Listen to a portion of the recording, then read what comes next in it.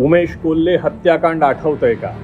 ज्या उद्धव ठाकरेंनी हिंदुत्वाचा झेंडा झिडकारून दहशत माजवणाऱ्या हिरव्या झेंड्याची झूल पांघरली, त्याच उद्धव ठाकरेंच्या कार्यकाळात उमेश कोल्हे या 54 वर्षांच्या फार्मासिस्टची हत्या झाली.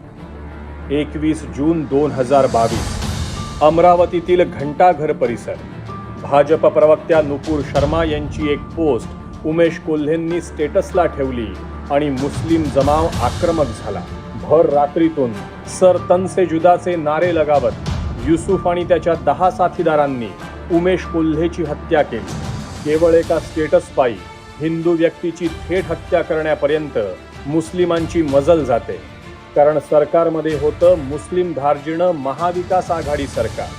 कारण सत्तेत होतं मुस्लिमांच्या मतांसाठी हिंदूंच्या भावनांना पायदळी तुडवणारं महाविकास आघाडी सरकार.